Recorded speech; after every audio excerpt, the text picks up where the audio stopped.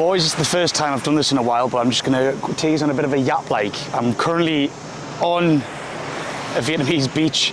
I'm just kind of reflecting on stuff. And firstly, I just want to talk about, like, 2 years ago from now, I would have been in 5'4", miserable as fuck. You probably heard it all of me content, right? But realistically, I'm going to tell you the story of how I even, like, looked into this shit. Like, why did I even get up and go with everything? Because it wasn't like I wouldn't say a gradual thing, it was something that actually happened all of a sudden, do you know what I mean? And realistically, boys, it's like, when you're working in construction and stuff, and when I was working in 5'4", I always thought there was never, like, another reality. Like, there isn't another way to live. Like, all you get kind of told is, you know, working construction, working a 9 to 5, you know, the more money you make, you obviously just get a better skill set and become a sole trader and shit like that, right?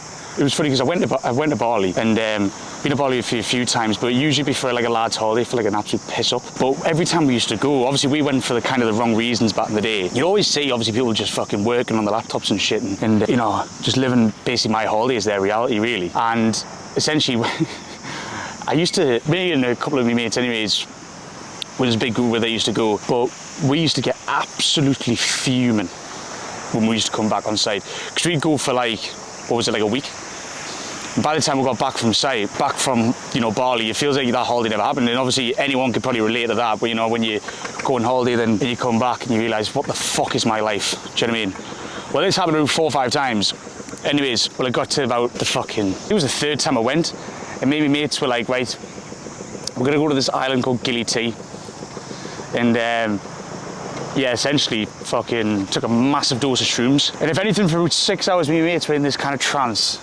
And don't get us wrong, it was probably one of the most maddest experiences of my life. Something I'll never forget because, like, even though, like, I don't agree with taking drugs right out of that, I wouldn't call it a drug, like, this really changed everything for me. I felt like my whole mind had got reset, and essentially it made us reflect on how I was actually living my life. I was drinking quite a bit, going out every weekend, getting up to no goods, and just kind of living for the weekend, living for, yeah, just girls and drink really. And once I kind of got back from that holiday, I really realised, like, fuck, I'm 23 years old now. I've actually got nothing to show for my life. Like, yeah, I'm working 5'4", yeah, maybe I'm making a little bit of money, but like, I've not got the freedom whatsoever. And then what used to piss me off so much was seeing these people on the laptops making money. And me and my 2 other mates would actually go up to these people in the cafes and stuff like, what is it they actually doing? And don't get us wrong, everyone's open and stuff. Everyone would tell us, you know, crypto, remote sales, drop shipping, whatever. Everyone had their own little method. And it was like, I wasn't jealous, but I was like really frustrated that they're literally, I felt like I went back from site after seeing that. I was like, I'm missing out on the life that I want. Purely because I'm just so boxed in. Like, I haven't thought outside the box. I haven't even tried looking at anything else. Anyways, so came back, and after the mushroom trip and after seeing all of that, I really just learned, like, firstly, you're literally ruining your life, you know, just the way you're living. Secondly, you're never ever going to feel fulfilled the way you're living as well. Like, I was always kind of in and out, you know, going out the weekend, being able to come down, feeling hungover, then doing it again the next weekend, like always looking for something, but I didn't really know what it was. And then realistically looking back now, I was just trying to like escape the life that I had during the week, really. That's no way to live, like. And I think a lot of lads will stay in that trap for the rest of their life because they don't understand that there is another reality out there.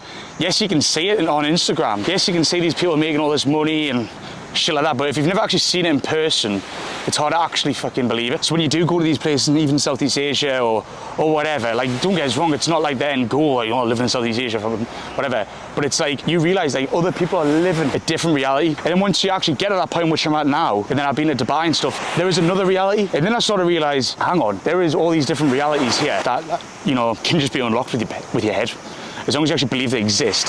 But if you never believe they exist to start with, how can you expect to ever get to that level? So, yeah, I know I'm kind of rambling on here, but I just kind of want to run down, you know, what actually got me into all this, because, yeah, I feel like, no, it wasn't just purely the mushrooms.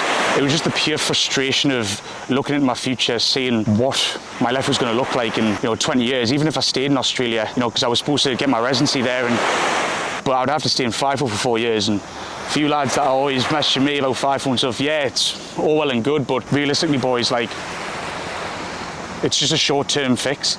5'4" is just a short-term fix for a long-term problem. Yeah, you can make some decent money, like, but realistically, I've never actually seen anyone execute an exit plan in 5'4". So a lot of lads come over from the UK and Ireland, yeah, 100%. If you're going to do it short-term and you've got a plan in place and you actually stick to the plan, go ahead. But if you don't have a plan in place and you're just coming over here to get the money, and you're just thinking about the money, you're going to spunk it all in Bali. You're going to spunk it all on drink or whatever vices you have, because you're not going to be used to that money. And it's the same when you get up and going online.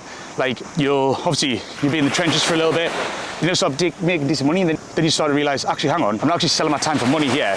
I can just upskill myself and just like max out. And then essentially if you've got bad habits now, they're only going to get enhanced when you have a bit more money. So you've actually got to really fix yourself first, like become the person that actually has the money and can handle the money. Like, realistically, right?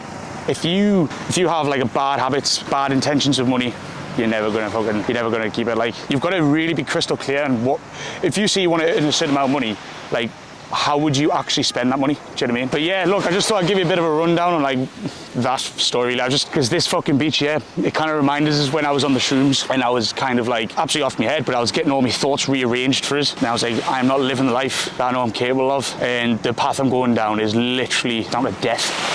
I wouldn't say death, but it's just like the average life that I've always hated. And do you know what it is, right? When you are going out every weekend and you're getting on it and stuff, you kind of just accept that your life's going to be like that, because you like accept that your life is just going to be average. You start lowering your standards for everything, because firstly, you're hungover to bits, you don't really want to try at anything, and then secondly, it's like that's all you feel like you're worth. Like, you only start to recover Thursday, Friday.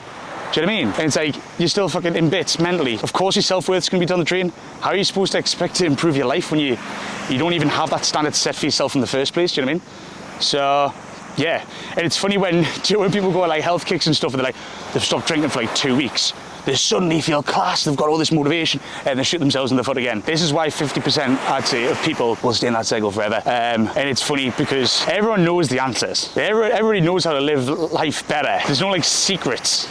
It's just literally fucking implementing it. You know how to be healthy. You know you shouldn't be eating that shit. You know you shouldn't be drinking all the time. You know you shouldn't be fucking getting on the bag. It's actually a lot more simple than you think, life. It's just the people that do it are the ones that actually fucking succeed. The others are the ones that you fucking talk. But yeah, boys, I just thought I'd give you a bit of a fucking yap session, like, because I'm gonna start doing this more on my YouTube. Just when I go on my walks in the morning or something, I'll just start fucking chatting shit, I reckon. And stick this on my YouTube. But yeah, cheers lads, catch us in a bit.